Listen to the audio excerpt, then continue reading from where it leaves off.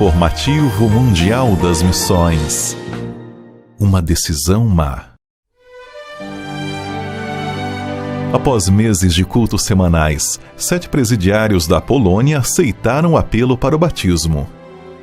A diretoria do presídio permitiu a saída deles para a cerimônia acontecer em um acampamento em outra cidade. No dia marcado, o pastor Mário chegou à prisão para levar os prisioneiros à estação de trem. Mas outro preso, Jurek, que havia deixado a prisão por bom comportamento um dia antes, decidiu que também queria ser batizado. Entretanto, Jurek não foi ao local marcado, deixando triste os demais detentos e o pastor Marius.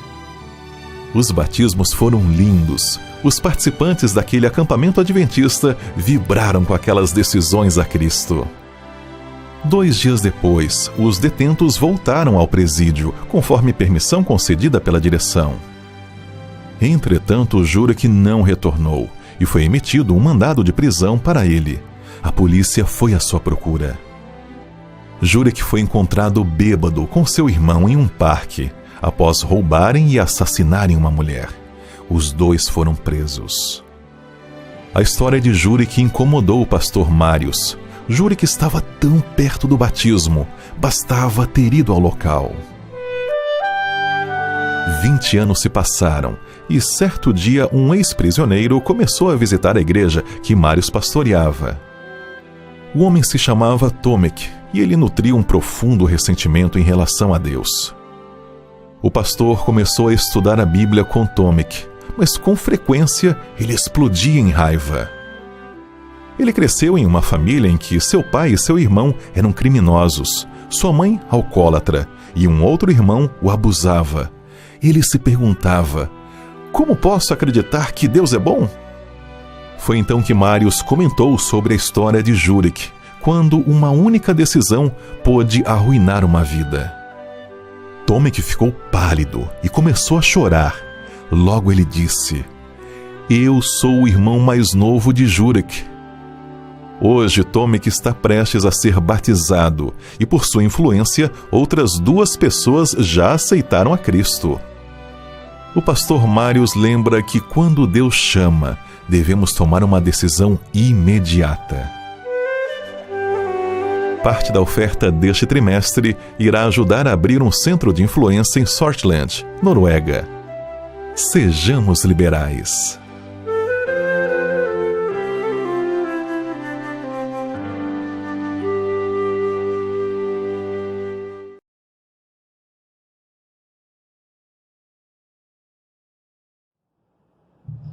Bom dia, amigos. Feliz sábado. Muito obrigado mais uma vez porque você está aqui conosco por mais uma semana no estudo da lição da Escola Sabatina. Estamos no 5º tema, que tem por título Somente pelas Escrituras ou Só a Escritura. Antes de começarmos o estudo da lição, eu quero convidar você a pegar a sua Bíblia, tomar a sua Bíblia e também a curvar a sua fronte e juntos orarmos ao Senhor. Santíssimo Deus e amado Pai, muito obrigado pela oportunidade que o Senhor nos concede de estudarmos a Tua Palavra ainda em tão boas condições. Amém. Te pedimos nesta hora que o Teu Espírito se revele a nós através da Tua Palavra, nos fazendo compreender e que possamos, através da compreensão da Tua Palavra, viver uma vida que seja para a Tua honra e o Teu agrado. Amém. Fica conosco e com aqueles que nos assistem, em nome de Jesus. Amém. Somente pelas Escrituras ou só a Escritura. Que tema maravilhoso, né? É o 5º tema da lição desse trimestre. E tem um verso também fantástico que está lá no livro de Hebreus, no capítulo 4, versículo 12, que diz: porque a palavra de Deus é viva e eficaz, e é mais cortante do que qualquer espada de 2 gumes, e penetra até o ponto de dividir a alma e espírito, juntas e medulas, e é apta para discernir os pensamentos e propósitos do coração.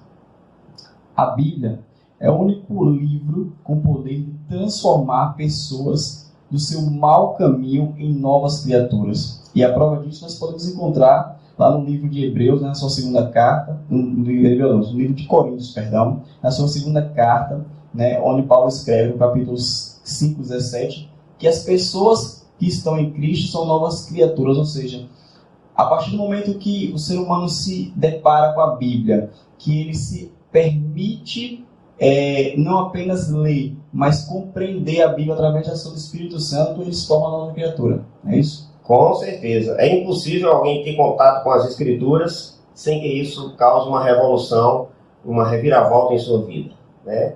Um bom sábado, nossos irmãos todos. Espero que nós tenhamos um aprendizado interessante dessa semana. E já começou com o tema, com o título e com o versuário, né? Todos eles são realmente maravilhosos, somente pela Escritura. Essa ideia de sola Escritura, ela vem da Reforma Protestante, porque até então a Bíblia havia sido tomada, né? Era proibido as pessoas lerem a Bíblia, então era complicado alguém ter uma edição da Palavra de Deus em suas mãos naquela época. Só a classe dos burgueses podiam ter, né? E o clero. Então, a Reforma Protestante trouxe para nós não só a ideia de colocar a Bíblia na mão do povo, como também dizer que nossa salvação é só a Bíblia que pode ensinar, o caminho a seguir, né, é só a Bíblia que pode dizer, não podemos até utilizar recursos de interpretação, mas não substituir a palavra de Deus por nenhuma outra coisa, né? Ela faz parte daqueles 5 solas da Reforma Protestante, dentre eles, sola Escritura, sola Fide, que é a sua fé, sola Gratia, que é a sua graça de Deus, e por aí vai, ok? Mas, fazendo referência ao texto, ela é mais cortante que uma espada de 2 gumes. Ora, se uma espada de 1 gume só já é cortante, então você imagine uma espada de 2 gumes. É para mostrar exatamente até onde a Bíblia é capaz de chegar e revelar qual é o propósito do coração do homem. Todas as pessoas que entram em contato com a palavra de Deus, a Bíblia vai, antes de nortear o caminho a seguir, fazendo você consciente de quem você é, um pecador e carente da glória de Deus. É isso que é maravilhoso quando a gente passa a estudar as Sagradas Escrituras. E interessante também que até os dias dos apóstolos, né? Os dias dos apóstolos, dos primeiros cristãos, logo após Jesus ser elevado aos céus, eles continuaram com essa mesma convicção, né, de que a Bíblia, a palavra de Deus, né, até então escrita ali, era a única regra de fé deles. Não existia um envolvimento de costumes, de dogmas, como base da fé ou como alicerce da fé. A sua fé se fundava tão somente nas Escrituras. Perfeito. Se houvesse alguma orientação que eles seguissem, mas dentro daquilo que a Bíblia ensina, tudo bem, sem nenhum problema. Nós podemos hoje ver milhares de pregadores fazendo citações, né, de outras coisas que não estão na Bíblia, mas estão em conformidade com o texto bíblico, né? Então é isso que é interessante. Por isso que eu digo, você falou e eu confirmo, os apóstolos tinham a Bíblia como base, né? Se eles se voltassem para qualquer outro livro, qualquer outra instrução, até porque eles eram judeus, e os judeus tinham o Talmud babilônico, onde é uma coleção de 72 livros feitos a partir de perguntas que o próprio povo comum que lia a Bíblia trazia para a sinagoga, trazia para o sinédrio, e ali os doutores da lei, os escribas, passavam a estudar o assunto e foram escrevendo. Então formou um livro paralelo, né, explicando parte das Escrituras. No entanto, as Escrituras, para os apóstolos, era a maior fonte de autoridade. Muito bem, a gente vai para o domingo de uma forma muito interessante, depois do rico comentário da parte do sábado à tarde, né, que diz as Escrituras como norma dominante. Como adventista do 7º dia, nós temos a responsabilidade de nortear nosso ensinamento, tudo que o arcabouço doutrinário da igreja, dentro da palavra de Deus, a Bíblia, né? Não há nenhuma interferência de um pensamento fora da Bíblia para colocá-lo aqui. Para vocês terem uma ideia, a igreja adventista só tem 6 doutrinas e 28 crenças. E nós não chamamos isso de credo, porque quando você tem um credo, ele não se mexe, ele é intocável, né, pelo resto da vida, né? Há alguns princípios que estão aqui, é claro que são intocáveis, mas há coisas que nós podemos ampliar a nossa compreensão à medida em que o tempo passa, né? Sempre mantendo aquilo que está escrito, né? O assim diz o Senhor é o que vale tudo para a igreja adventista e deveria valer para todo cristão. Você concorda, Damasceno? Concordo plenamente. E digo mais, que se a Bíblia não for o norte da religião, ela tende a ser qualquer outra coisa, menos religião, né? Se nós olharmos com um olhar crítico e humilde, vamos perceber que a Bíblia ela surge antes da religião. Com certeza. Diante da religião, e ela conduziu os apóstolos durante todo aquele tempo e veio assim, dessa forma. Então, assim, a partir do momento que você permite que a religião ela conduza a Bíblia deixa de ser uma norma dominante, uma norma divina. E que vai se adequar a outro tipo de princípio. Exatamente. Que não é justamente o propósito da Bíblia. Quando Deus a inspirou, foi para que ela norteasse a vida do homem, conduzisse ele, o homem a Deus, né? E quando permitimos que nós manipulemos a Bíblia, e não ela que nos conduz a Deus, não conseguimos entender então que ela seja um instrumento divino e um mecanismo humano. Perfeitamente. Ela não está aqui, não é para adequar aquilo que eu penso a respeito de Deus, mas eu devo adequar meus pensamentos, né, minhas filosofias, meu entendimento de Deus a respeito do que a Bíblia diz sobre ele e sobre o caminho que ele diz que deverá existir a salvação. Interessante que em 1 Coríntios capítulo 4, dos versos 1 a 6, o apóstolo Paulo está escrevendo a essas pessoas e ele está falando, porque as pessoas ficavam discutindo, eu sou de Paulo, eu sou de Apolo, e entravam por essa discussão, e aí Paulo fala assim, olha, o importante, o que se requer, o que Deus requer de cada um dos ministros, é que cada um seja fiel, dos dispenseiros, é que cada um seja encontrado fiel. E quando a leitura vai descendo aqui um pouco, no capítulo 6, ele fala assim, ó, não ultrapasseis o que está escrito. Eu fiquei muito feliz quando li isso aqui, o que está escrito, porque mostra o seguinte, nós já temos aqui tudo o que precisamos para a nossa salvação. Qualquer outra coisa que venha de fora, você pode chamar de conselho, mas não de princípio, pilar, basilar. O princípio basilar está aqui na palavra de Deus, não vá além daquilo que está escrito. E quando Paulo escreveu, havia o chamado Velho Testamento escrito, né? E depois dele algumas outras pequenas escrituras feitas pelos apóstolos, não estava o cano ainda completo, portanto, ele já reconhecia como algo que os apóstolos que viveram com Jesus e os outros que averiguaram a história de Jesus e escreveram, como é o caso de Marcos e Lucas, também como inspirado. O que foi escrito, não vá além do que foi escrito. Esse princípio aqui, de não ir além do que está escrito, ele concorda plenamente com o que diz Apocalipse 22, 19 e 20, os últimos versos de Apocalipse. O epílogo que está ali, que é o seguinte, se alguém acrescentar alguma coisa do que está na profecia deste livro, falando do livro do Apocalipse, Deus lhe acrescentará os flagelos que esse livro diz que vai cair sobre a terra. E se alguém tirar alguma coisa desse livro, Deus vai tirar a sua parte da árvore da vida. Então, o princípio de Paulo aqui, de não ir além, não ultrapassar aquilo que está escrito, está perfeito em consonância e harmonia com o que as Escrituras falam. Agora, você acha que a arqueologia, a história ou alguma outra coisa pode nos ajudar a entender um pouco a palavra de Deus? É importante? Sim, entendo que seja importante.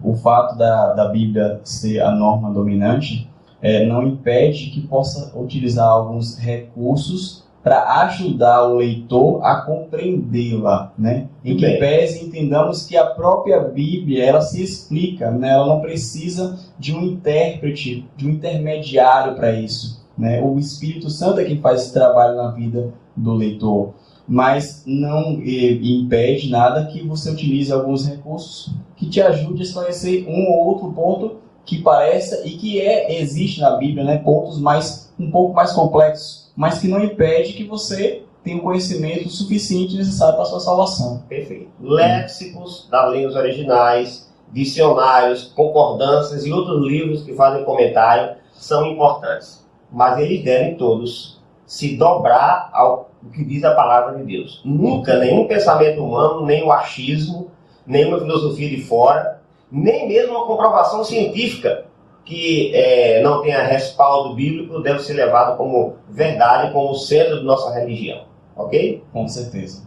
Vamos passar para o estudo da segunda-feira? Isso. Diz a unidade das Escrituras. Né? A unidade das Escrituras. A Bíblia, como a palavra escrita de Deus, é a norma humana na qual o Senhor, através do seu próprio dedo, né? No contexto geral da Bíblia, do Gênesis ao Apocalipse, existe uma parte da Bíblia que o próprio Deus, ele mesmo foi lá e disse, esse eu escrevo, os 10 mandamentos. Perfeito. Né? E escreveu com seu próprio dedo, e escreveu em tábuas e pedras com pelo menos 2 propósitos: mostrar a importância da sua lei e a durabilidade, tendo visto que escrito em pedra não se perde com facilidade, né? São cláusulas pétreas que não se mexe por hipótese nenhuma, nem por projeto de lei. Exatamente. E deve ser, com base nisso aí, ela deve ser examinada como um todo. A Bíblia deve ser examinada como um todo. Até porque ela diz assim que toda a Escritura é inspirada por Deus. Né? Toda a Escritura é inspirada. Não foi de particular elucidação. Né? E é por isso que nós oramos também quando vamos estudar a Palavra de Deus, porque o mesmo Espírito que inspirou os escritores ilumina aqueles que estão estudando das palavras que ele mesmo inspirou no passado, para que possamos entender no seu contexto certo, não é isso? Exatamente. A relevância do Espírito Santo, porque é ele que faz o trabalho, né? Ele fez o trabalho de inspirar e agora o trabalho de iluminar os escritores. E é importante isso. E eu acrescento também que, com relação às escrituras, a Bíblia ela é um livro único, né? Em que pese a gente diga o livro de Marcos, o livro de Mateus. Na verdade, o livro é único. Existem autores, ou melhor, escritores diferentes, com momentos históricos, com fatos diferentes, mas ela é uma única só. Conta do Gênesis ao Apocalipse, a história de um Salvador que se comoveu com a sua criatura e não mediu esforços para salvá-lo. Perfeito. Essa é a nota, é o tema dominante. Né? O tema da Bíblia é Cristo. Exatamente. E como ele veio salvar, diz um velho hino. Né? Então vejam, essa unidade das Escrituras ela é importante, do Gênesis ao Apocalipse. Quando você ler a Bíblia, você percebe que há uma linha geral em todas as doutrinas principais da Bíblia. Né? Imagine que um dos profetas do Velho Testamento dissesse uma coisa e o outro do Novo Testamento dissesse outra que fosse diametralmente oposta ao que ele falou. Aí não fazia sentido. A Bíblia tem que ter unidade, porque dessa forma a igreja não teria como distinguir a mentira da verdade. Se a Bíblia não tivesse unidade de ensinamento, nós não íamos ter como combater a heresia, porque afinal de contas podia se entender de diferentes formas. Mas ela tem um padrão de entendimento do Gênesis ao Apocalipse, né? E isso nos ajuda bastante. Jesus e os apóstolos citavam a Bíblia, que na sua época era o chamado Velho Testamento, sempre para poder dar base àquilo que eles estavam fazendo. Um não existe sem outro. Como comentávamos um pouco agora aqui, antes de começarmos a gravar, essa ideia de chamar Velho Testamento e Novo Testamento, você já olha para a Bíblia com um certo preconceito. Você concorda? Concordo plenamente. Eu ia colocar justamente isso, porque a Bíblia não foi escrita dessa forma, né? Ela foi uma continuidade. Nenhum livro, na verdade, os livros eles foram escritos com o passar do tempo. Moisés foi um dos que mais escreveram, né? Seguido de Paulo e tudo mais. Mas você percebe que os livros foram escritos em momentos diferentes, em um curso, em um lapso de tempo maior. E depois que se fechou o que temos hoje chamado de Bíblia, né, com Novo e Velho Testamento, mas não existe um Novo e um Velho Testamento, existe um Testamento só, que iniciou-se lá no Gênesis e terminou no Apocalipse. Mas quem o dividiu assim, né, digamos que equivocadamente, criou uma situação preconceituosa para o leitor. Porque qual a ideia que se tem de uma coisa velha? Uma coisa ultrapassada, uma coisa sem desuso, uma coisa sem relevância. E isso é do mais prático, uma coisa mofada. O Velho Testamento. Então, na verdade, se nós falássemos primeiro e segundo testamento, ficaria melhor. E como você falou existe apenas uma, é apenas uma aliança. O novo do qual o Novo Testamento fala, na verdade, é uma renovação. Não é algo que acabou e aqui vamos começar tudo de novo. É apenas uma renovação do que já vinha sendo dito pelos profetas. Se não existisse o Velho Testamento, o Novo Testamento ficaria inócuo, não tinha explicação para ele, porque o que desenrola-se no Novo Testamento é o cumprimento daquilo que o Velho Testamento prevê. E se porventura não existisse o Novo Testamento, o Velho Testamento também não teria o seu cumprimento. Então, um depende do outro, formando essa unidade das Escrituras, conforme temos dito aqui. A própria palavra Bíblia, né, vem de bíblos, ou seja, uma coleção de pequenos livros, e que formam no final apenas um. Muito bem, vamos passar para terça-feira, né? Estamos agora na a clareza das Escrituras. Bom, eu começo perguntando assim, as Escrituras são claras, não, querido?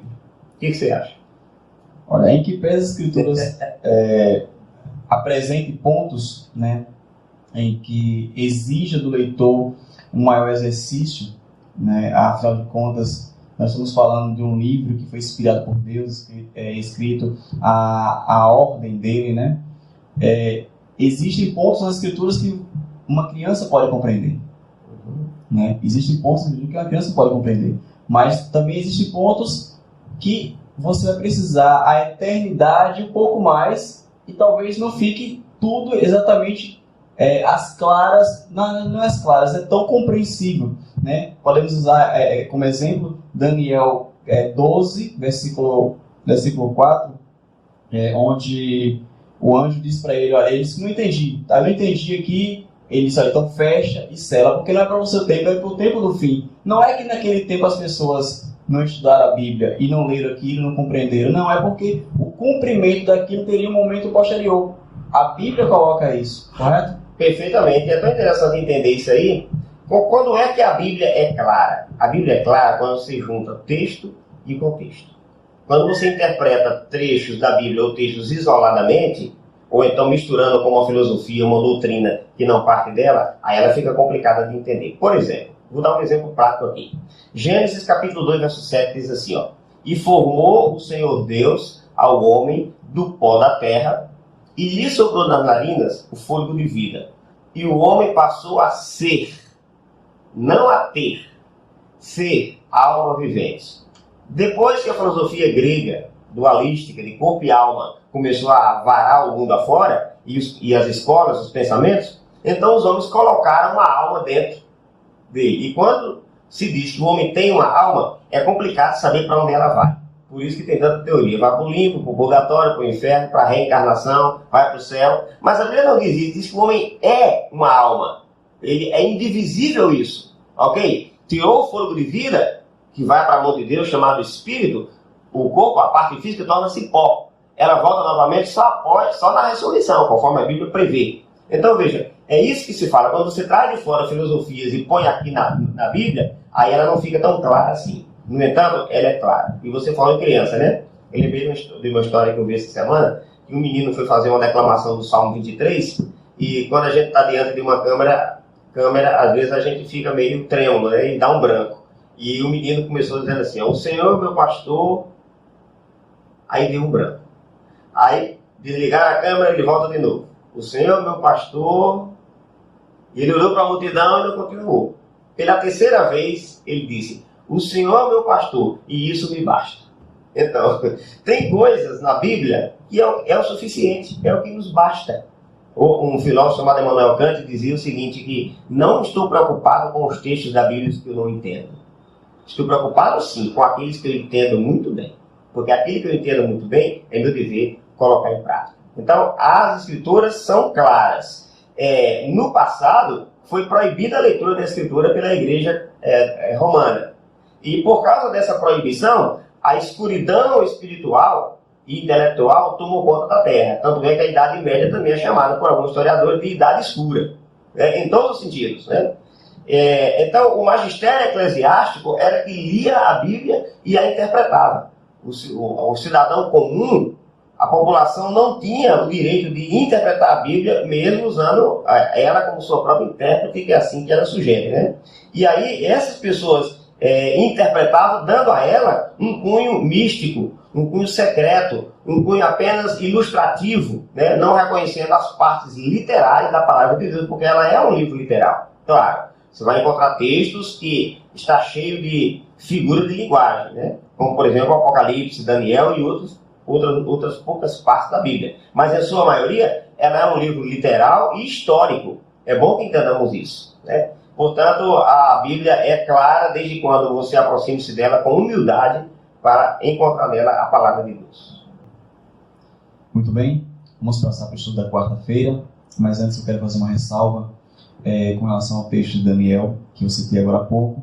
Está no capítulo 12, versículos 8 e 9, e no versículo 4, como eu havia citado, onde Daniel pergunta ao anjo quando irão acontecer aqueles fatos. E o anjo diz que não é para o tempo dele e é o tempo do fim. Então está no capítulo 12, versículos 8 e 9, você pode conferir na sua Bíblia. É um dever de casa, né? Fica com um dever de casa.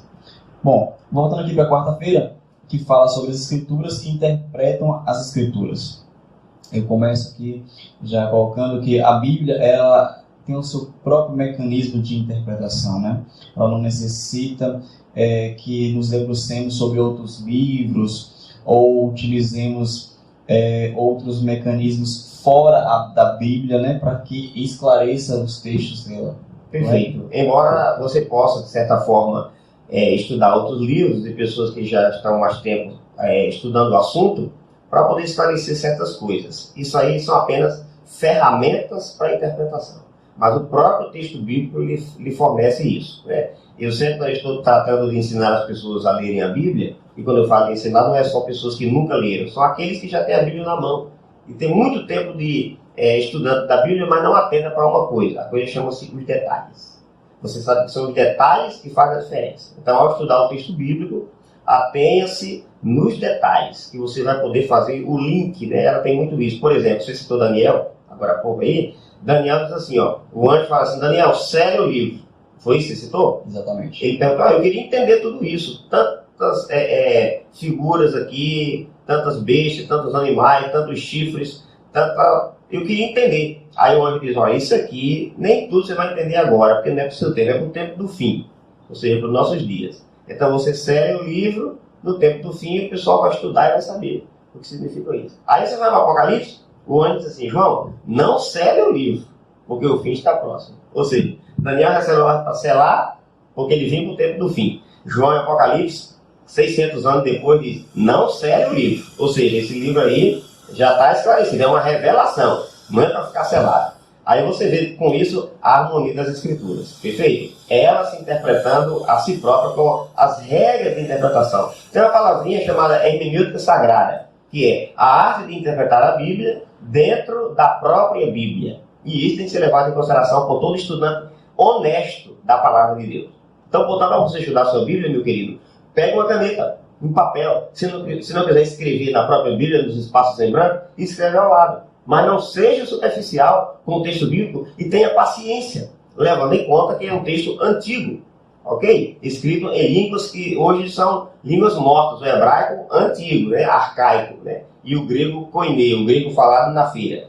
Mas elas se interpretam, até porque, embora nós tenhamos estudado que existe uma clareza nas escrituras, há alguns textos que há necessidade de que você observe o contexto para fazer uma explicação profunda. Concorda? Concordo plenamente. Inclusive, a missão traz aqui o texto de Lucas, né? Lucas 24, você pode acompanhar na sua Bíblia, versículos 27 até o 45. E eu chamo aqui a atenção do 27 e do 44, porque nesse trecho aí, Jesus começa a falar para aqueles que o ouviam, para os seus discípulos, justamente acerca do seu ministério, né? Que é justamente o que a Bíblia, que eles tinham até então, né, tratava sobre ele, sobre o Messias que viria para salvar o mundo. Então Jesus começa o quê? Utilizar a própria Bíblia como ferramenta para explicar a mesma. Olha aqui, o tempo todo vocês estavam lendo que viria o Messias, e o Messias está aqui, o Messias sou eu. Ia ser morto, exatamente, ia ser maltratado, ia ser ressuscitado no terceiro dia, não é isso? Exatamente. Então ele toma a escritura para explicar o que estava acontecendo. E é interessante que Lucas, ao narrar isso aí, diz assim, ó, e começando por essa passagem das escrituras, ok? Disse o que seu respeito estava escrito. Aí ele usa Moisés e os profetas. Moisés é um termo que os escritores do Novo Testamento usam para se referir aos 5 livros escritos por ele. A Gênesis e ao Deuteronômio. A exemplo da parábola do rico e Lázaro, quando o rico, estando no suposto inferno, olha para o suposto Lázaro que está no seio de Abraão e diz assim, manda ele ir na casa dos meus irmãos, eu tenho 5 irmãos, para que diga para eles, a fim de que não venham para o lugar de tormento em que eu estou. Aí o Abraão, que representa Deus na parábola, diz assim, ó, eles, seus irmãos, têm Moisés e os profetas, ouçam-nos. O que isso quer dizer? Qual a implicação dessa frase? Nós já temos o suficiente.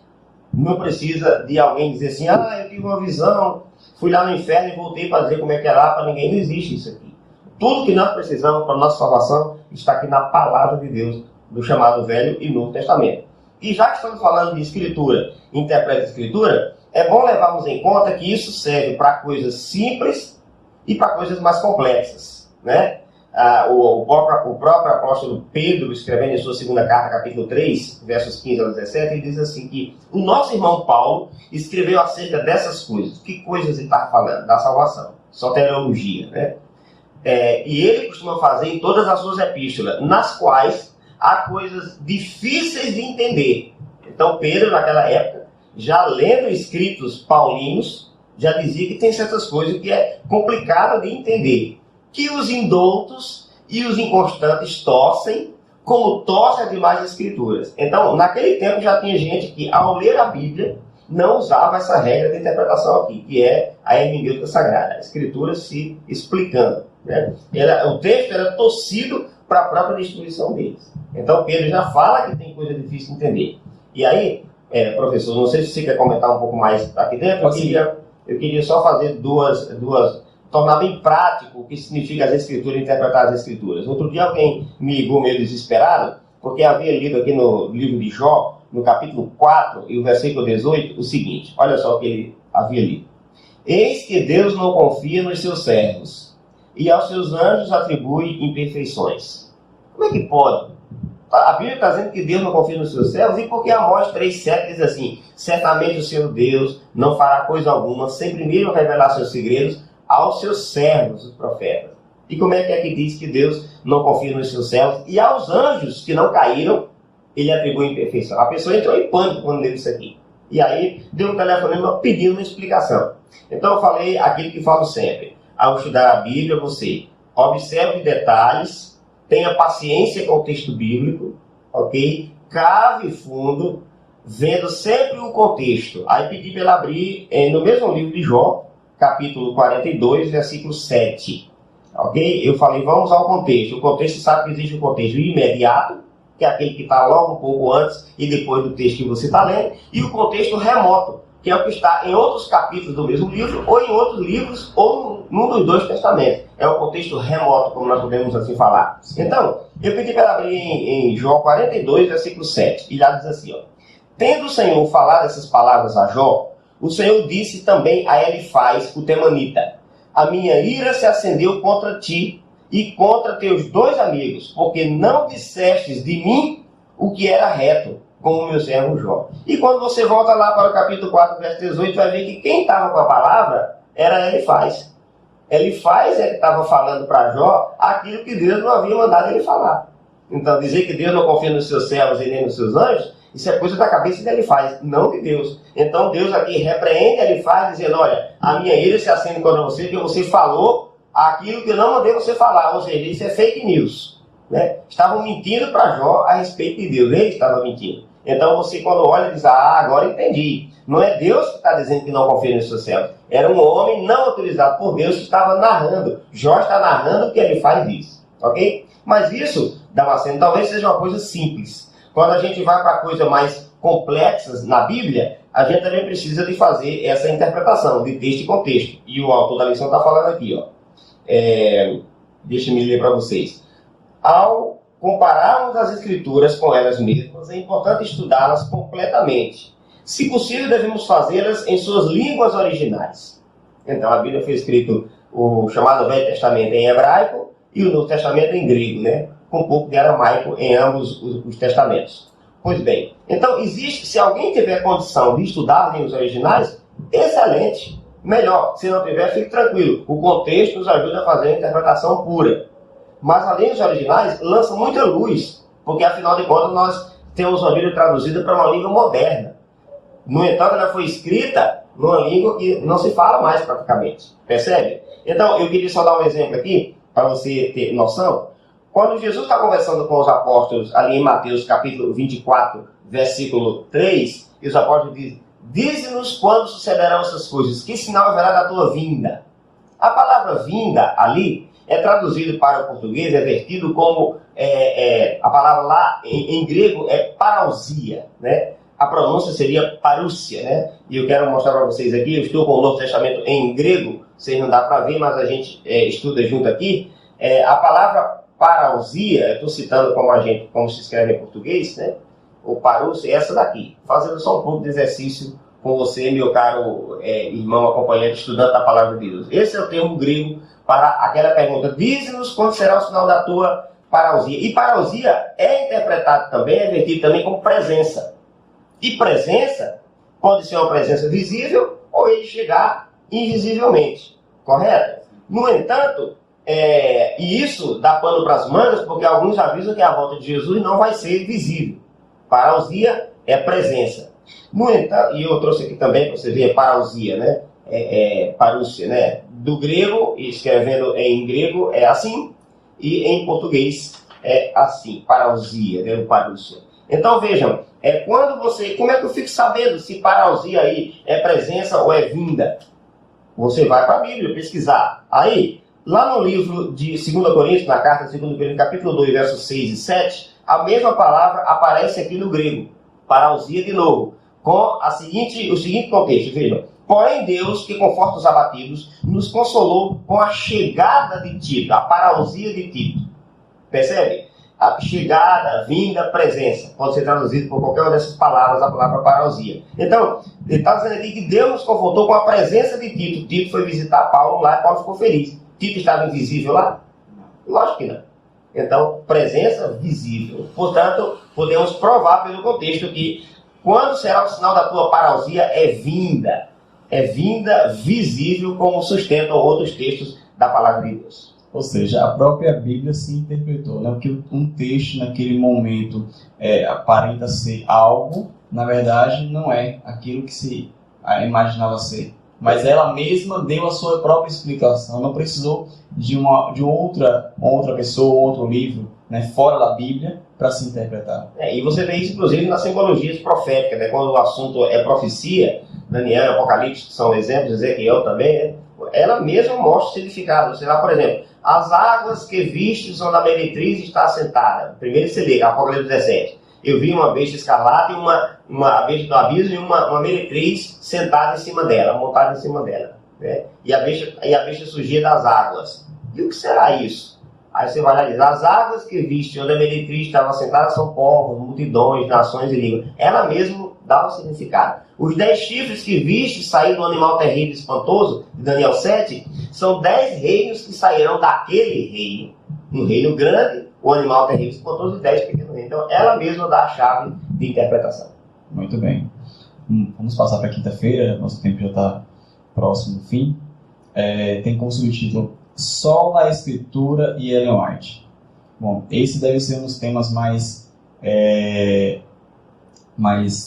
complexos de explicar, no seguinte sentido, de que muitas pessoas fazem críticas, né, à Igreja Adventista, aos Adventistas da Sétimo Dia, porque tem em Ellen White como uma profetisa, né, e alguns até equivocadamente taxam os adventistas de colocá-la no mesmo patamar ou até superior à Bíblia, né, o que na verdade não procede. Mas com base nesse tema, vamos tentar trazer algumas informações para você que nos assiste, né? E o texto lá de Isaías, né, que é o texto sugerido pelo autor da lição, de Isaías 8:20, vai justamente falar sobre a lei e os profetas, né? Ou seja, as Escrituras. As Escrituras, né? O Velho Testamento, né, que até então existia. Se eles não estiverem de acordo, né, se aqueles que se dizem profetas não estiverem de acordo com o que diz a palavra de Deus, então esses não são de Deus. Podemos dizer dessa forma? Perfeito. Não verão a alva. Não verão a alva. Né? Porque o que acontece? E acho que isso se aplica não só, na verdade, à questão de ser profeta em si. Né? O cristão em si, ele precisa estar de acordo com a palavra de Deus. Perfeito. Foi o que nós estudamos logo desde o início. Somente a Escritura, ou seja, ela deve ser o tempo todo a nossa regra de fé. Né? A nossa vida, tanto aqui na Terra, quanto a vida no pensamento da caminhada espiritual, ela precisa estar o tempo todo alicerçada na Bíblia. Né? E o ministério de Ellen White também, a igreja entende que ela profetiza com base justamente nesse parâmetro aí de que a vida dela, não só o ministério profético, mas a sua vida pessoal, andava de acordo com a Bíblia. Perfeito. Né? De fato, é um tema bastante espinhoso, mas não, eu tenho naturalidade para falar desse assunto. Em primeiro lugar, é o seguinte: aqueles que falam dessa maneira, até alguns dizem que os adventistas também têm uma Nossa Senhora, Nossa Senhora White. né? Não, isso não é verdade. Isso não é verdade. Agora, da mesma forma, veja só, que quando você está em qualquer denominação, qualquer igreja, e alguém está pregando e ele cita conselhos, frases de outras pessoas, pessoas que são às vezes grandes pregadores ou grandes escritores, e cita, não tem nenhum problema que algum adventista possa citar os conselhos práticos da senhora Ellen White, porque eles estão de acordo com a Bíblia. Agora, na hora que alguém tomar um conselho dela, uma orientação que não esteja de acordo com a Bíblia, aí nós vamos rever esse conceito. Agora, o segundo problema é o seguinte: além de você poder citar qualquer outra pessoa, eu vejo pessoas pregando citando Flávio José, citando do nosso tempo Dr. Augusto Cury, citando pessoas que inclusive não foram cristãs, como Gandhi, citando outros vultos e escritores e pessoas importantes, e ninguém se levanta para dizer isso é heresia. Agora, quando cita alguma orientação, algum conselho dado por uma pessoa que foi membro de minha igreja, cofundadora de minha igreja, né, do grupo que eu pertenço, e que, sendo praticamente analfabeto, e a terceira série primária incompleta, escreveu 100 mil páginas e falou de diversos assuntos, dentre eles assuntos que na época dela a ciência era totalmente desconhecida. No tempo da senhora Ellen White, que ela escreveu, por exemplo, se fazia cura das pessoas usando a sangria. O fumo era usado como remédio para curar as pessoas.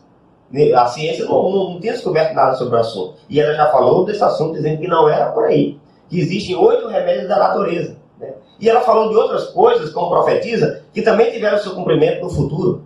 Eu vou citar apenas uma, para deixar todo mundo com água na boca e procurar examinar, porque a grande maioria que fala mal é porque nunca leu o livro de Ellen White.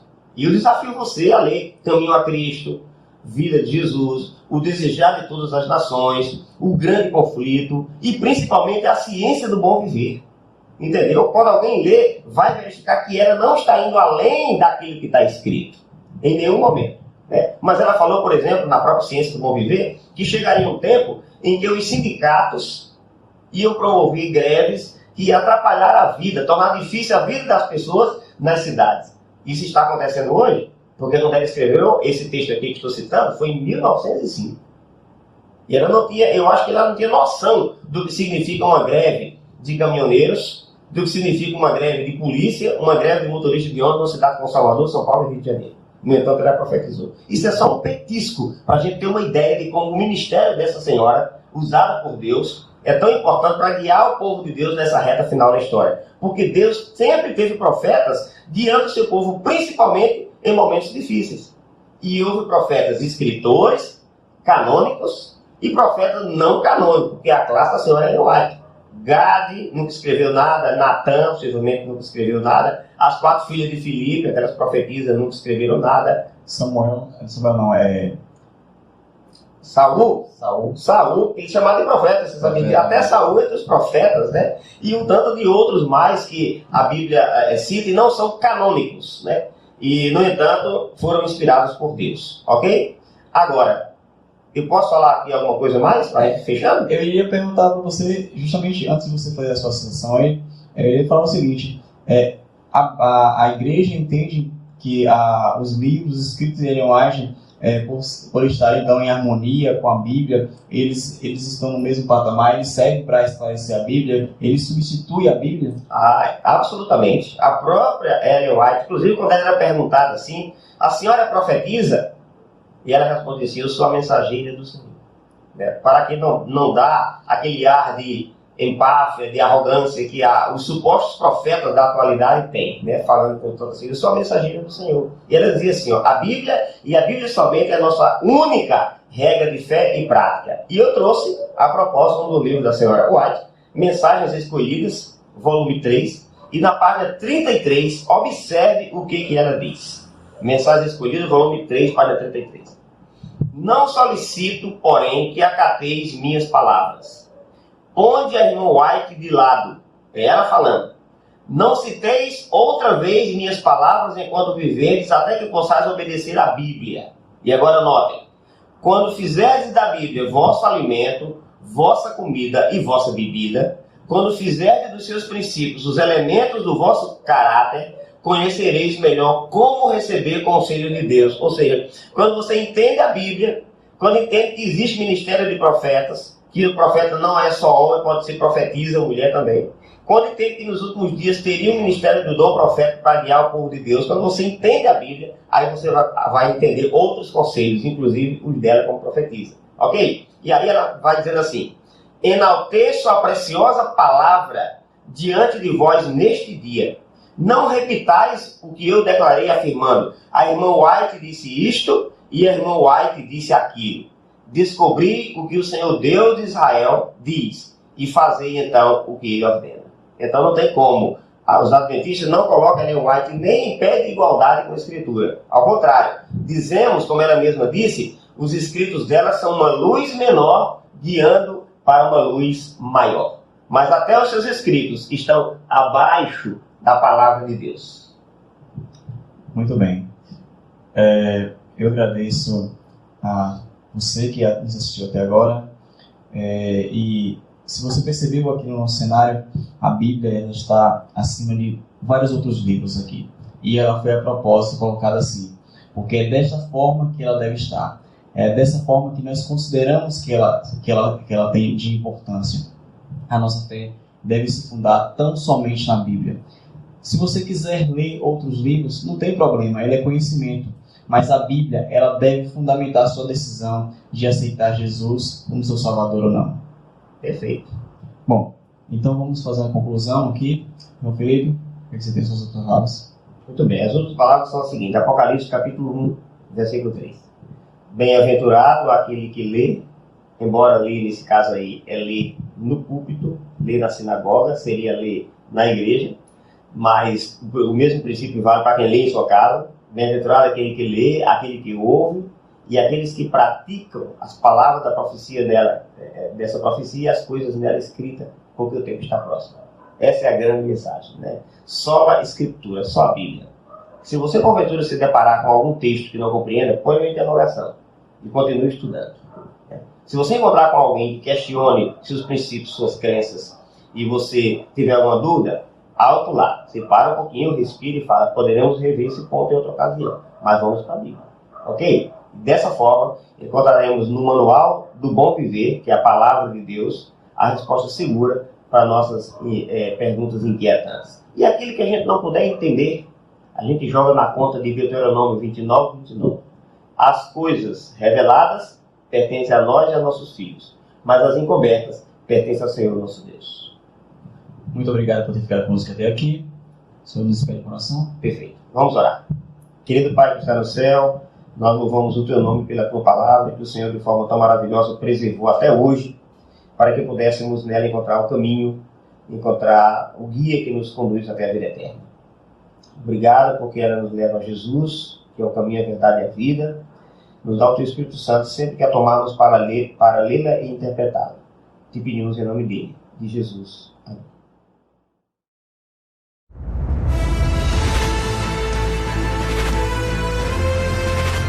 Provai e vede.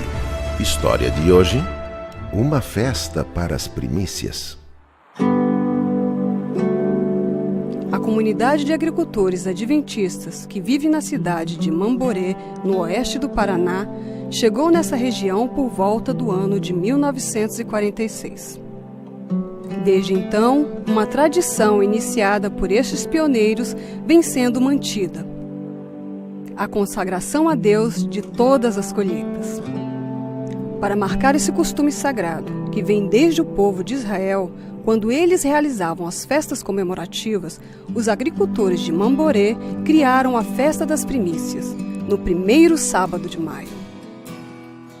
No início, a ideia era realizar apenas um culto de gratidão entre as famílias, que frequentava a igreja de Mamborê Sítio com o objetivo de agradecer a Deus pelos bons resultados da colheita anual. A época escolhida para a realização da festa coincidia com a das primeiras colheitas e por isso passou a se chamar Festa das Primícias. Este simbolismo de entrega das primícias está interligado com o conceito da mordomia cristã. É a atitude daquele que aceita Cristo como seu Senhor, anda em seus caminhos e ainda atua como administrador dos assuntos de Deus aqui na terra. Há 17 anos, a festa é realizada na igreja de Mamborê Sítio, quando mais de 3.000 pessoas celebram a consagração a Deus, as suas vidas, seus talentos, seu tempo e seus bens.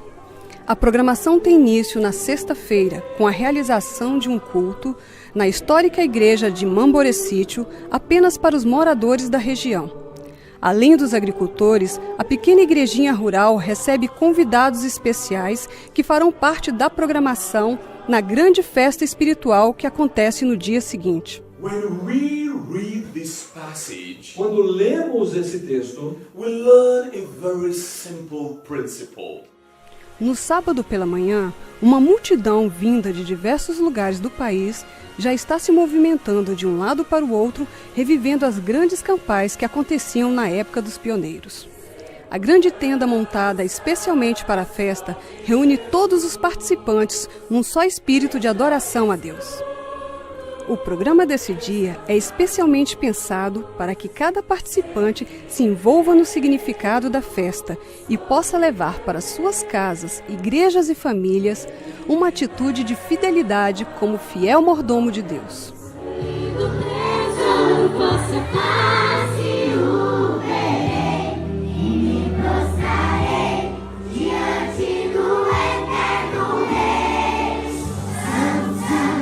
O ponto alto da festa acontece quando, de forma simbólica, as famílias se reúnem para levar até o altar do Senhor os primeiros frutos da terra. Cada família separa o que colheu de melhor para representar sua atitude de fidelidade para com Deus e, de forma bem organizada, em profunda reverência, entram pelo meio da tenda, dando à cerimônia um lindo significado a essa celebração espiritual. Nem todos os que assistem esse filme neste momento são agricultores, mas todos são chamados a trazer as primícias das bênçãos recebidas através dos dízimos e ofertas. Essa é a maneira de reconhecermos que aquilo que recebemos não é fruto do acaso, e sim da soberana providência de Deus. E agora, eu os convido para esse momento especial de adoração através dos dízimos e das ofertas. Que Deus os abençoe.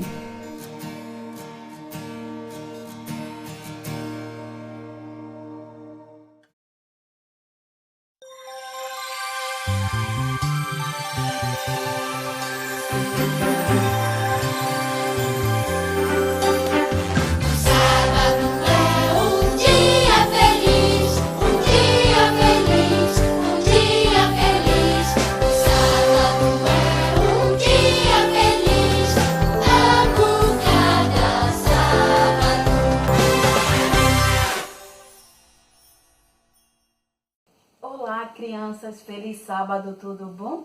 A semana passou rapidinho, estamos aqui mais um sábado para dar continuidade à nossa historinha que tem como tema regras de maior grandeza e ela está baseada no texto bíblico de Salmos 119 e 105.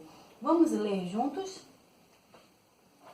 Lâmpada para os meus pés é a tua palavra e luz para os meus caminhos. Na semana passada, crianças, falamos da primeira parte da lei de Deus e que existem 4 regras e que essas regras falam do nosso amor para com Deus. E hoje iremos falar da segunda parte da lei de Deus, onde existem 6 regras e essas 6 regras falam do nosso amor para com o próximo. A quinta regra, ela é muito especial. Então, falaremos dela no sábado que vem. A sexta regra, não matarás. Então, criança, nenhuma pessoa tem o direito de tirar a vida de outra. E a vida dos animais deve ser preservada.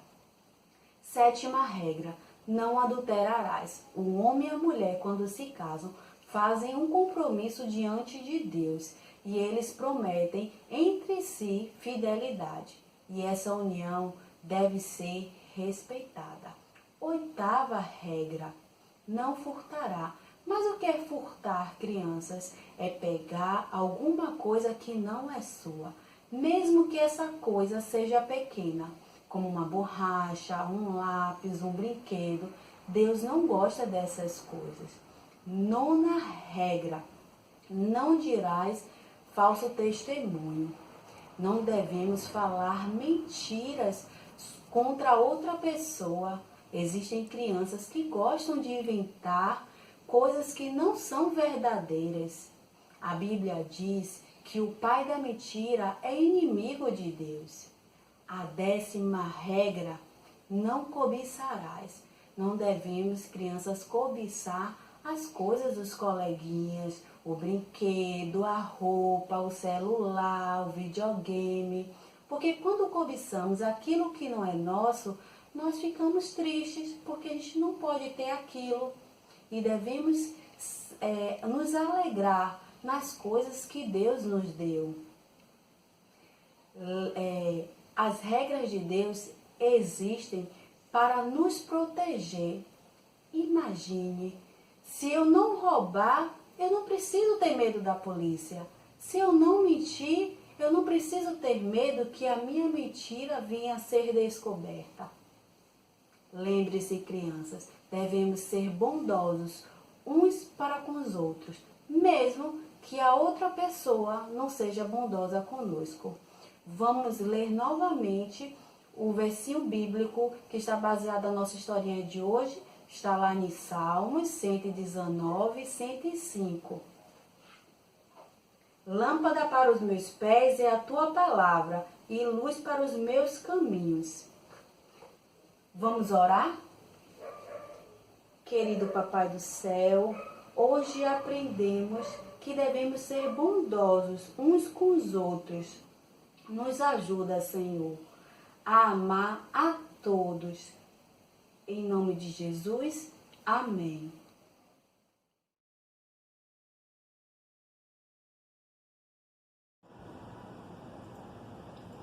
Olá, minha irmã, meu irmão. Deus abençoe você, toda a sua casa, toda a sua família. Um bom sábado para você. Hoje é um sábado especial, porque é o primeiro sábado do mês. Normalmente, no primeiro sábado do mês, nós falamos sobre missão. A missão que Deus nos confiou. Por isso, é um sábado especial, porque a missão é especial. Basicamente, existem duas maneiras de missão na Bíblia. Uma delas é ir e pregar o Evangelho, como Jesus falou. A outra maneira é ficar e atrair as pessoas para o Evangelho. E é dessa maneira que iremos falar agora, atrair as pessoas. Mas antes disso eu quero orar com você. Logo a seguir iremos abrir a palavra. Por favor, feche seu olho e iremos orar. Nosso Deus, obrigado pela oportunidade que você está nos dando. Nesse momento, compartilhar a tua palavra. Te peço, Senhor, abençoe ricamente a pessoa, a família que está nos assistindo agora. Que a tua palavra possa alcançá-lo e transformar os seus corações. Fala conosco agora, Senhor, no nome de Jesus. Amém. Muito bem, o texto que iremos usar está em Êxodo, capítulo 20, o verso 7. Só repetindo, capítulo 20 de Êxodo, o verso é o 7. Está escrito assim, se puder acompanhar aí na sua Bíblia: não tomarás o nome do Senhor teu Deus em vão, porque o Senhor não terá por inocente o que tomar o seu nome em vão. Bom, esse é o terceiro mandamento da lei de Deus, muito conhecido. Normalmente, quando vamos estudar a Bíblia com alguém, e quando chega para estudar os mandamentos, nós, nesse mandamento, explicamos o seguinte: bom, o mandamento está dizendo que não podemos falar o nome de Deus em vão. E isso está correto. Temos que reverenciar o nome de Deus. Temos que ter cuidado de proferir o nome de Deus em vão, como diz a Bíblia. Só que esse texto, ele fala muito mais que isso. Veja, não tomar o nome de Deus em vão. Amados, biblicamente falando, nome tem a ver com caráter. E é interessante notar que na língua hebraica, você vai perceber muito bem isso. Os nomes, eles têm um significado. Vou dar alguns exemplos para você. Abrão, pai exaltado. Abraão, pai de uma multidão. Judá, louvor. Davi, amado. Daniel, Deus é meu juiz. Isaías, Jeová é salvação, e assim por diante. Você pode conferir, você vai perceber isso. Então, nome tem a ver com caráter. Cada nome dado a um israelita, ele tinha um significado que apontava para o Deus de Israel, o Deus de Abraão. E é interessante notar também que o nome, em algumas situações, tinha a ver com as circunstâncias. Moisés, por exemplo, Moisés quer dizer tirado das águas. E você sabe da história, a filha de Faraó, ela tirou Moisés das águas. Embora Moisés tinha passado cerca de 12 anos com sua mãe Joquebede, mas quem deu o nome Moisés foi a filha de Faraó, porque ela que tirou das águas. Portanto, Moisés, tirado das águas, um nome que tem a ver com circunstâncias. Outro nome também é Samuel, que também tem a ver com circunstâncias. Samuel, pedido de Deus, ou pedido do Senhor. Então observe bem, amados, que nome na Bíblia tem a ver com caráter ou com circunstância. É interessante notar também que os pagãos, ele tinha esse método. Eles colocavam o nome dos seus filhos e tinha a ver com algum Deus que eles adoravam. Vou dar alguns exemplos para você. Quando Daniel foi levado para a Babilônia, o nome dele foi mudado para Beltesazar, que quer dizer, Bel protegerá a tua vida. Ananias, no hebraico, Deus é gracioso. Na língua dos babilônios, quer dizer, devoto da deusa do vinho. Azarias, Deus é meu ajudador.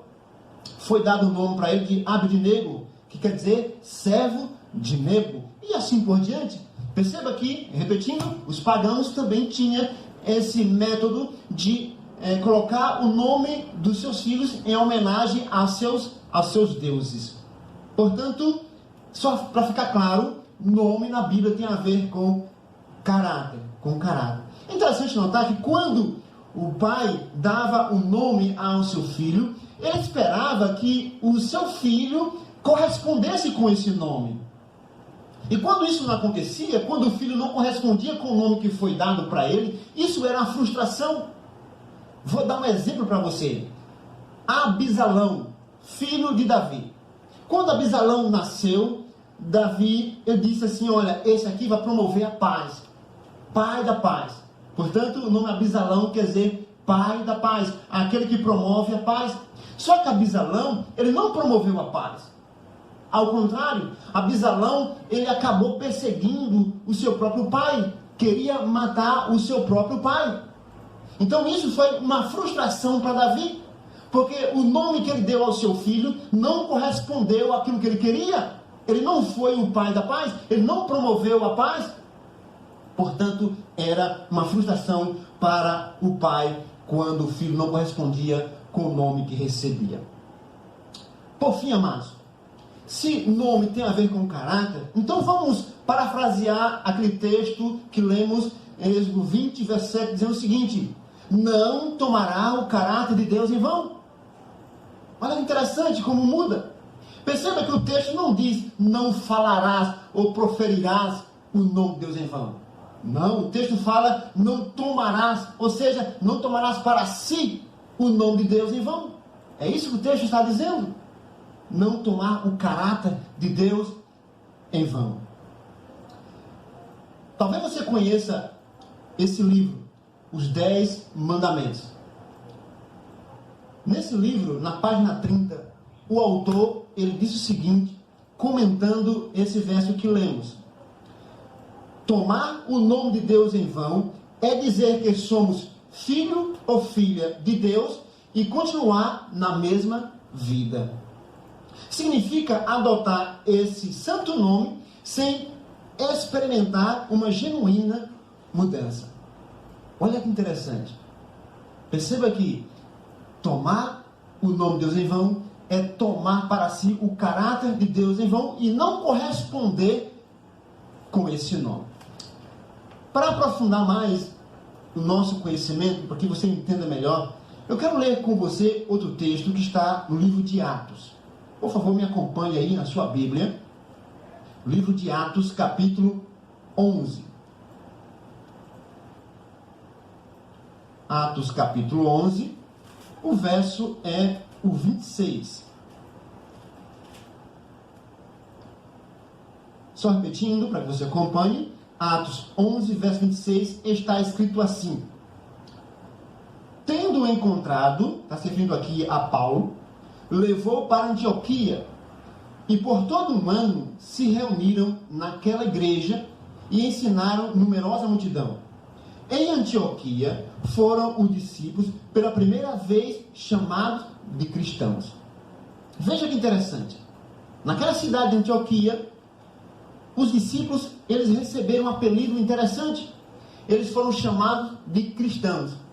Você já parou para pensar por que os discípulos, eles foram chamados de cristãos?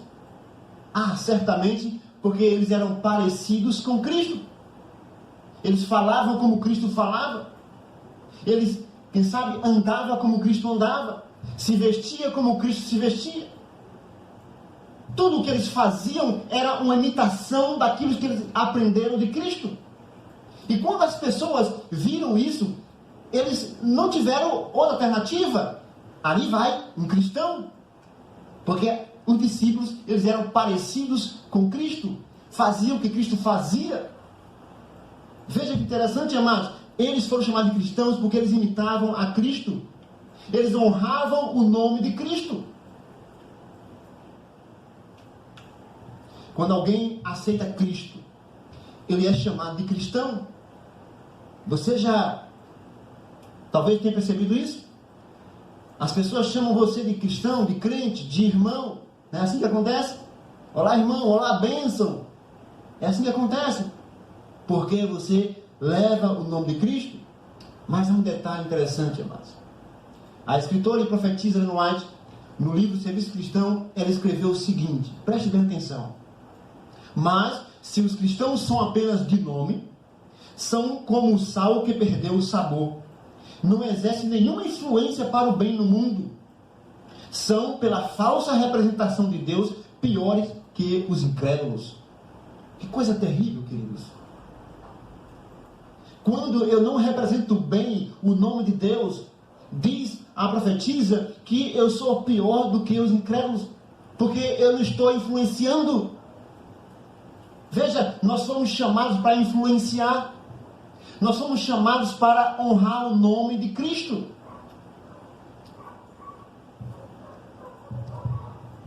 Tito 1,16, lá diz o seguinte: confessam que conhecem a Deus, mas negam com suas obras. Negam com suas obras, com suas ações, com suas atitudes, com sua maneira de ser, acabam negando a Deus. Mas eu quero ler outro texto com você, para ampliarmos essa ideia. O Evangelho de João, capítulo 12. Por favor, acompanhe aí na sua Bíblia. O Evangelho de João, capítulo 12. Jesus estava em uma festa na casa de um homem chamado Simão. Está escrito assim, capítulo 12, o verso é o 9. Soube numerosa multidão dos judeus que Jesus estava ali no caso, na casa de Simão. E lá foram, não só por causa dele, mas também para verem Lázaro, a quem ele ressuscitara dentre os mortos. Perceba, a ressurreição de Lázaro se espalhou. Foi uma notícia que correu de forma muito rápida, porque foi algo fantástico. Jesus tinha ressuscitado Lázaro após 4 dias de morto. Portanto, essa notícia se espalhou. E nesse momento, como diz o texto, quando Jesus estava aqui na casa de Simão, diz que uma numerosa multidão foi até lá para ver não só Jesus, mas também a Lázaro, aquele que eu tinha ressuscitado dos mortos. Agora, por que as pessoas estavam curiosas? Por que elas queriam ver Lázaro? Não tenha dúvida, mas que eles queriam ver como Lázaro tinha ressuscitado. Eles queriam ver de que maneira Lázaro tinha saído da sepultura. Eles tinham essa curiosidade, eles queriam saber. Portanto, numerosa multidão, muitas pessoas foram lá para ver a Lázaro, para ver como ele tinha ressuscitado. É interessante que a Bíblia, ela compara o batismo nas águas com uma ressurreição, morte e ressurreição. Então, quando você e eu, quando nós somos batizados nas águas, nós ressurgimos para a nova vida, diz a Bíblia. Portanto, ao ressurgirmos para a nova vida, as pessoas que estão ao nosso redor, elas querem saber como nós ressuscitamos das águas. Elas querem saber como nós iremos nos comportar daquele momento em diante. Eles querem saber, amados. Veja, as pessoas, elas estão olhando para nós. Não tenha dúvida disso. Talvez você nunca tenha pensado nisso, mas os vizinhos, os colegas de trabalho, todos eles estão olhando para nós. Eles querem saber do nosso comportamento, porque uma vez que ressuscitamos das águas ou nascemos de novo, nós agora temos que honrar o nome de Cristo. E as pessoas querem saber se de fato iremos honrar esse nome. A propósito, como os teus colegas de trabalho te ver como cristão? Como teus colegas de escola, caso você estuda, te ver como cristão? Como os teus vizinhos te ver como cristão? Você já pensou nisso em algum momento? Como os teus parentes te ver como cristão? Como os irmãos que congregam com você na igreja te ver como cristão? Você já pensou nisso em algum momento? Se você nunca pensou nisso, comece a pensar. Porque você foi chamado para honrar o nome de Cristo. Você foi chamado para não tomar o nome de Deus em vão. Então não pense que não tomar o nome de Deus em vão é apenas falar de forma impensada. Não, vai muito mais que isso. Ou é muito mais que isso? Porque nome quer dizer caráter, ou tem a ver com caráter. Por favor, pense nisso. Sabe, queridos, se nós como cristãos honrássemos melhor o nome de Cristo, a coisa seria diferente. Nós iríamos influenciar e não ser influenciado. Muitas pessoas iriam olhar para nós e não ver nós, mas ver Cristo em nós. E é disso que estamos precisando, amados. As pessoas precisam de um referencial. Sabe? Um tempo atrás eu fiz um evangelismo. E todas as noites, ou na maioria delas, um senhor estava indo para o evangelismo. A sua esposa, o seu filho já fazia parte daquela igreja da qual estava sendo realizado o evangelismo. E um dia, saindo para visitar as pessoas, eu fui visitar esse senhor. E ali conversando com ele, no final da conversa, eu falei o seguinte: meu querido, a sua esposa faz parte da igreja, aceitou a Cristo. O seu filho também já aceitou a Cristo. E você? O que falta? Por que você ainda não tomou a decisão? Ele pensou um pouco, olhou para mim e disse: para quê? Para ser como o meu filho? Ah, queridos, quando esse homem disse isso, eu fiquei sem palavras. Fiquei sem palavras. Não há argumento para isso, amados. Alguns dizem assim: ah, mas as pessoas não devem olhar para mim, devem olhar para Cristo. Veja, a Bíblia não diz isso. A Bíblia diz que as pessoas devem olhar para mim, devem olhar para você.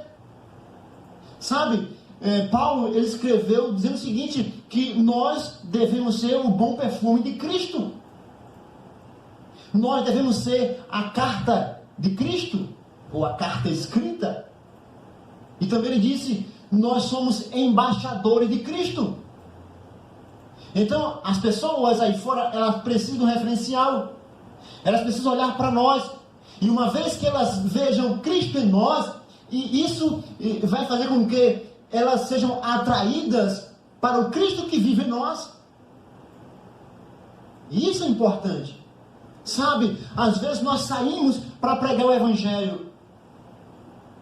Mas as pessoas da qual nós pregamos o Evangelho, na maioria das vezes elas não confiam em nós. Porque elas olham para nós e não vê Cristo em nós. E se as pessoas não veem Cristo em nós, a pregação não terá efeito nenhum. Por favor, pense nisso. Nós precisamos honrar o nome de Cristo. Sabe, queridos, quantos de nós estamos tomando o nome de Deus em vão? Lançando o terceiro mandamento por terra, por causa do nosso mau testemunho. E Deus está chamando você, está chamando a mim também, para honrarmos bem o nome de Cristo. Eu quero ler mais um texto com você. Por favor, abra sua Bíblia no livro de Salmos. Salmo 69.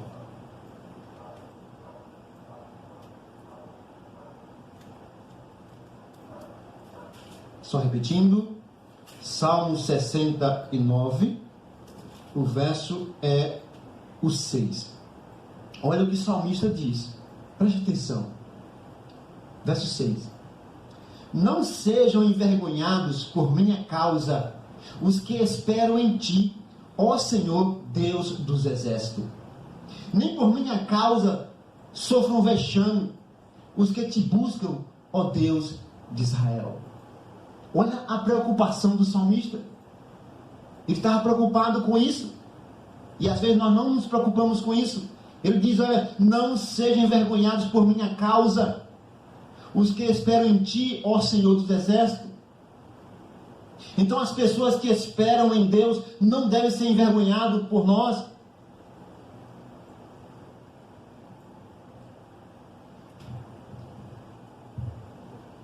Sim, amados, Deus, Ele está nos chamando para ser suas testemunhas. Só repetindo, para ficar claro, as pessoas, elas precisam olhar para nós e ver Cristo em nós. E o Cristo que vive em nós deve atrair essas pessoas. Do contrário, a pregação do Evangelho não terá nenhum efeito. Deus está chamando você. Estava lendo outro dia uma história interessante. Alexandre o Grande, o rei da Grécia, ele tinha um grande exército. E dentre seus soldados, tinha um que estava causando alguns problemas. E algumas pessoas já tinham falado para ele, para Alexandre. E um dia, depois de receber tantas más notícias desse soldado, Alexandre, ele foi ao encontro desse soldado. E quando ele chega montado em seu cavalo, ele olha para o soldado e pergunta, qual o seu nome? O soldado ele ficou trêmulo. Ele pensou um pouco e meio que gaguejando falou, meu nome é Alexandre. E Alexandre, o rei, perguntou mais uma vez, eu estou perguntando o seu nome. E ele mais uma vez gaguejando falou, Alexandre. Então Alexandre, o rei, disse o seguinte, ou você muda de atitude, ou muda de nome. Sabe, queridos, não é preciso você mudar de nome. Não. Jesus não quer que você mude de nome. Mas talvez Ele queira, e de fato quer, que você e eu possamos mudar de atitude.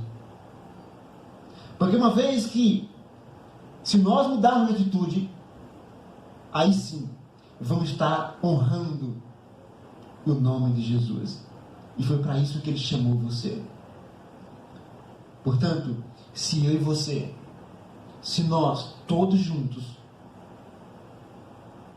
honrarmos bem o nome de Jesus, amados, não tenha dúvida que a igreja, ela vai influenciar e não ser influenciada. Sabe, queridos, muitas pessoas, elas deixam de vir à igreja. Preste atenção no que eu estou falando para você. Muitas pessoas, elas deixam de vir à igreja porque, infelizmente, às vezes nós, como igreja, não estamos influenciando. Rubens Lessa, ele foi por muitos anos editor da Revista Adventista.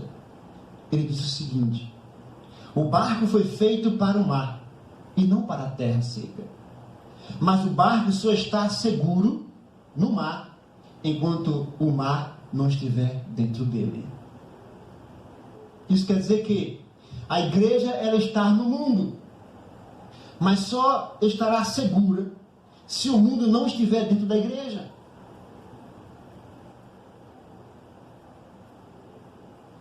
Então, no nome de Jesus, vamos nos esforçar pelo poder do Espírito Santo, para que sejamos uma luz. Jesus mesmo falou: olha, vocês precisam ser luz. Porque se formos luz, amados, iremos influenciar muitas pessoas. Jacó quer dizer trapaceiro. Quando Jacó nasceu, a sua mãe deu esse nome para ele. Jacó, enganador, trapaceiro. E de fato, Jacó, ele era trapaceiro. Ele foi um enganador. Mas depois de muitos anos, um dia, Jacó, o enganador, teve um encontro com Deus, num lugar chamado Val do Jaboque. Val do Jaboque. E diz a Bíblia que lá Jacó lutou com Deus, e saiu vencedor. Claro, ele não venceu Deus. Deus o ajudou a ser vencedor. Ele venceu a sua maneira de ser. E ele foi transformado naquele momento. E Deus deu um novo nome para Jacó. Ele disse: você vai ser chamado Israel, vencedor. Vencedor. Sabe, amado, Deus, Ele quer transformar a mim e a você. Ele quer que sejamos diferentes. Ele quer que nossas atitudes, nossas ações influenciem as pessoas para o bem. Leve as pessoas para Ele, para Cristo. Você não quer dizer, nesse momento, nessa manhã de sábado: Senhor, eu quero ser transformado. Eu reconheço que eu sou enganador. Eu tenho enganado as pessoas. Reconheço que às vezes eu estou na igreja, mas eu não sou aquilo que as pessoas acham que eu sou. Portanto, eu quero ser diferente, Senhor. Eu quero ser transformado. Eu quero ser um vencedor como Jacó foi. Eu quero que o Senhor me ajude a vencer. Portanto, se esse é o seu desejo de ser transformado como Jacó foi, faça do lugar que você está aí agora. Eu não sei onde você está agora, mas faça desse lugar que você está um val de Jaboque particular. Lute com Deus. Clame a Deus. E Ele vai ajudar você a vencer. Ele vai transformar o teu caráter. Ele vai fazer de você uma pessoa diferente. Ele vai ajudar você a ser de fato uma luz. Por favor, clame a Ele. Assim como Jacó clamou, lute com Ele assim como Jacó lutou. E Ele vai fazer de você um vencedor. Nós iremos cantar uma música agora: Brilhar por Ti. Enquanto a música estiver tocando, faça do lugar que você está o Val de Jaboque. Lute com Deus e Ele vai dar a vitória para você.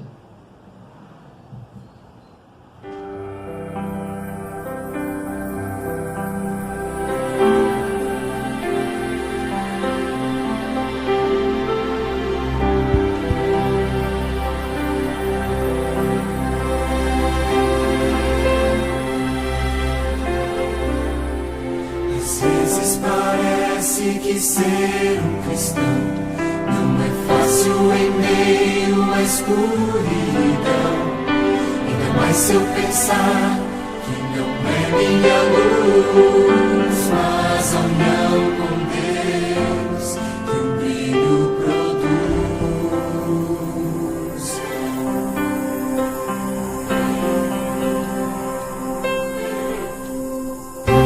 Às vezes parece difícil entender que o cristão é exemplo mesmo sem não querer. E por isso mesmo eu preciso orar para que Deus me ilumine e assim eu possa brilhar. Senhor, eu quero brilhar por Ti quando o mundo se apagar. Eu quero que através da minha vida alguém possa Te enxergar. Faze com que mesmo sem palavras eu fale do Teu amor. Eu quero brilhar por Ti, brilhar onde quer que for.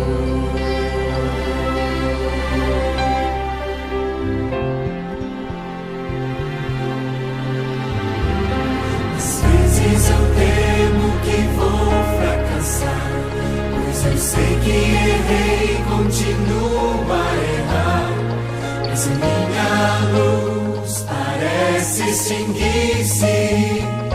Meu Deus, me dá força pra prosseguir.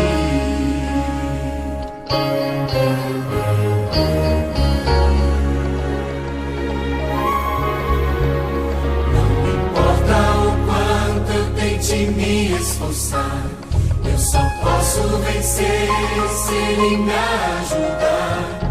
E quando percebo meu esforço é vão, e o que devo fazer é segurar Sua mão.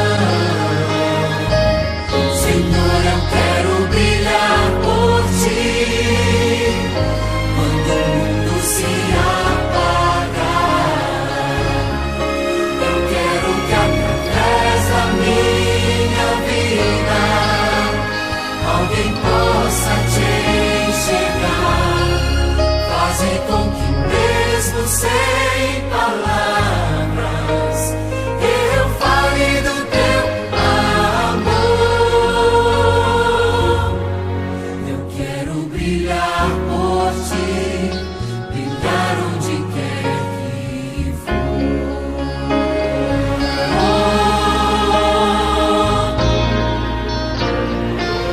Senhor, eu quero brilhar por Ti quando o mundo se apagar. Eu quero que através da minha vida alguém possa Te enxergar. Faze com que mesmo sem palavras eu fale do Teu amor. Eu quero brilhar por Ti, brilhar onde quer que for. Quero brilhar por Ti, brilhar onde quer que for.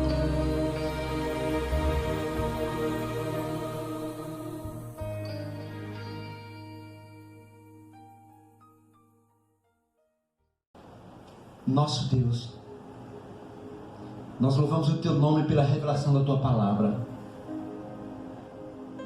nós descobrimos, Senhor, que precisamos honrar o Teu nome com nossas ações, com nossas atitudes.